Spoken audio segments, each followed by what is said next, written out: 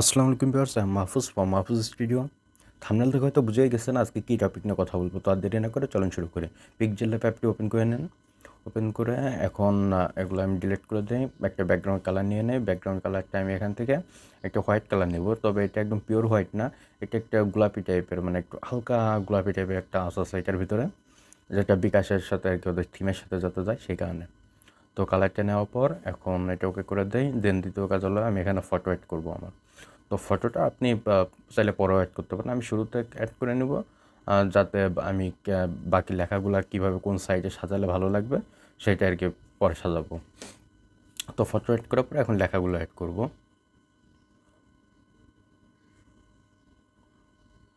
লেখাগুলো অ্যাড করে দেই। ঈদের চাঁদ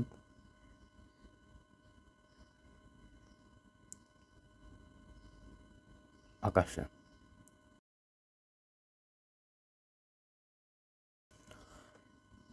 দেন এবার ফন্ট সিলেকশন।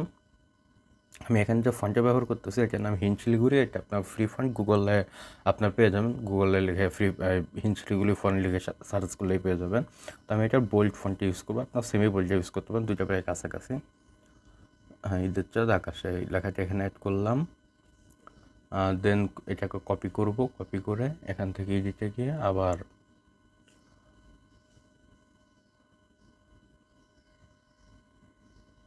সালামি দিন। এখন আমি রিসাইজ করতেছি না, মানে সাইজে কোনো চেঞ্জ আনতেছি না। চেঞ্জ একদম সবগুলো লেখা শেষ করে দেন আমি সাইজগুলোকে ঠিকঠাক করব।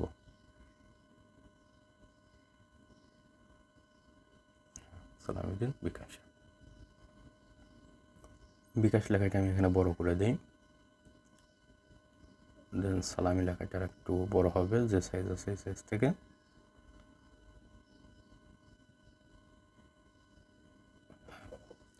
মোটামুটি এটা কমপ্লিট, মানে লেখাগুলা।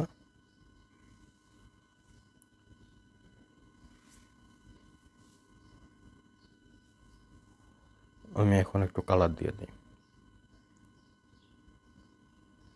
এটার জন্য আমি এখান থেকে পিঙ্ক কালারটা আমি নিয়ে রেখেছি আগে, পিঙ্ক কালারটা দেখাই দেই। এখান থেকে বিকাশ এই অপশনটা লক করে দিই, সালামি এটাতে কালার দেই, এটাতে পিঙ্ক কালার দিলাম।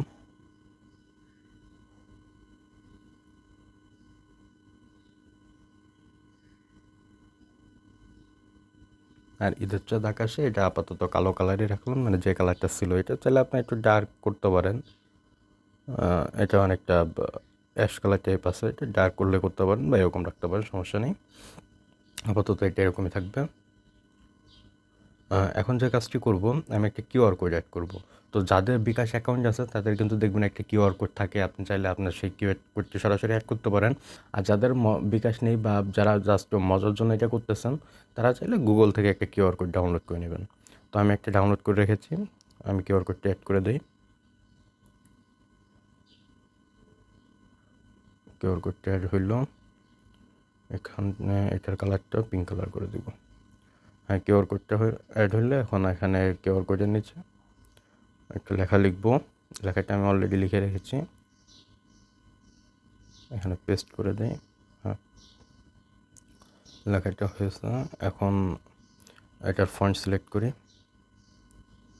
এটাতে আমি ব্যবহার করব যে ফন্টটা হিঞ্চলিগুড়ি, এটার সেমি বোল্ড ভার্সনটা, মানে এটা একটু ছোটো লেখা তো।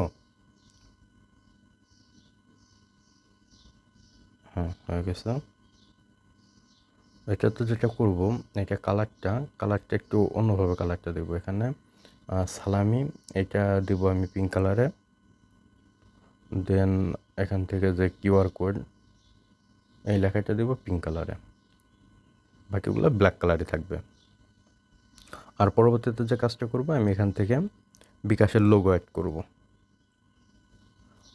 আপনি চাইলে বিকাশের লোগোটি এরকম এক কোনায় দিতে পারেন, এখানে দিতে পারেন, তবে আমার কাছে এই জায়গাটা একটু স্পেস থেকে মনে হচ্ছে এটা একটু ফাঁকা থাকতেছে, তো ফাঁকা না রেখে আমি এখানে এটা অ্যাড করে দিচ্ছি। তো মোটামুটি একটা শেপে চলে আসছে সব কিছু। তো নিচে আমি এখন একটা শেপ অ্যাড করব। এটাতে আপনারা চাইলে কোনো শর্ত থাকলে আপনার সেটা আর কি মূলত অ্যাড করবেন।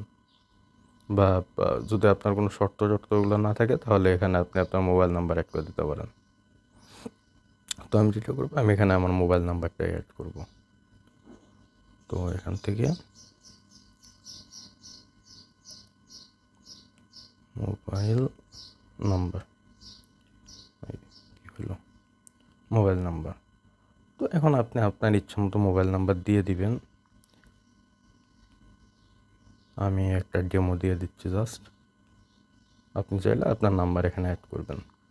তো এটার ফন্ট সিলেকশন, তো এটার ক্ষেত্রে আমি এখান থেকে বাংলা ফন্ট ব্যবহার করব। বাংলা ফন্টের নাম বাংলা, অনেকে আবার মনে করে এটার অন্য কোনো নাম, বা এই ফন্টের নাম বাংলা, এটা মূলত বাংলা একাডেমির ফন্ট। আপনারা এসে গুগলে এটা বাংলা লিখে বাংলা ফন্ট লিখে সার্চ করলে বা বাংলা একাডেমি ফন্ট লিখে সার্চ করলে এই ফন্টটা পেয়ে যাবেন।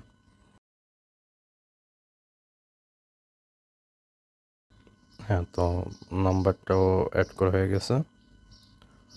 মোটামুটি আমাদের সব কাজ শেষ। এখন যে কাজটা করতে হবে, আমি এখান থেকে বিকাশের এই লোগোটাকে নিয়ে একটু ডিজাইনে কিছু চেঞ্জ করবো আর কি, মানে এখানে পিছন থেকে ব্যাকগ্রাউন্ড যাতে একটু ভালো লাগে। তো এইভাবে করে আপনারা এটা পিছনে এইভাবে আপনার পিছনে এটা অ্যাড করে দিতে পারেন। আর সাইজটা আপনি শেপটা কম বেশি করে নেবেন, যেমন প্রয়োজন করে অ্যাড করে দিবেন। দেন একটা কাজ করতে পারেন, আরেকটা শেপ নিয়ে একটু রাউন্ড করে দিবেন, দিয়ে শেপটাকে আপনি একটু বড় করে নেন আপনার প্রয়োজন মতো। দেন এটাকে আপনারা এখানে একটা আলাদা লেয়ার হিসেবে অ্যাড করতে পারেন। সেটা অ্যাড করলে বুঝতে পারবেন, মানে কালারটা একটু হালকা একটু ডিপ কালার দিলেন। এই কালারটা যেটা আপনি ব্যাকগ্রাউন্ড ইউজ করছেন তার থেকে হালকা একটু ডিপ কালার, এটা পিঙ্ক কালারে দিয়ে এটাকে একদম পিছে পাঠিয়ে দেন। দেখেন দুইটা কালারের আলাদা একটা শেড চলে আসছে, ব্যাকগ্রাউন্ডে একটা কালার, এটা একটা কালার। তো এটা দেখতে একটু ভালো লাগবে। তো আপনি এইভাবে করে খুব সহজে মানে ঈদের সালামির একটা ডিজাইন করে ফেলতে পারবেন। দেখতে কিন্তু একদমই ফানি ডিজাইন না, এইগুলো চাইলে আপনার প্রফেশনাল ডিজাইন হিসেবে ব্যবহার করতে পারেন। যখন বিকাশের অ্যাডভার্টাইজমেন্টগুলো আপনি দেখবেন, ওগুলো কিন্তু এইভাবে করেই করা হয়। মানে এটা আমি একটা ফানের উদ্দেশ্য তৈরি করছি বলে যে এই ডিজাইনগুলো জাস্ট ফানের ওরকম না, এই ডিজাইনগুলোতে আপনি অন্য কাজে ব্যবহার করতে পারবেন। বিকাশের যেগুলো প্রফেশনাল অ্যাডভার্টাইজমেন্ট, সেগুলোতে সেম ধরনের ডিজাইনই করে থাকে। তো আশা করি ভিডিওটা আপনাদের ভালো লাগছে। যদি ভালো থাকে তো লাইক কমেন্ট শেয়ার করবেন, কারণ আমার চ্যানেলটা গ্রো নাই বললেই চলে। তো আশা করি আমাকে সাপোর্ট করবেন।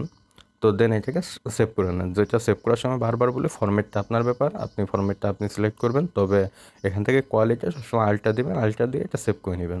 তো হয়ে গেল আপনার ঈদের সালামির একটা ব্যবস্থা, তাই না?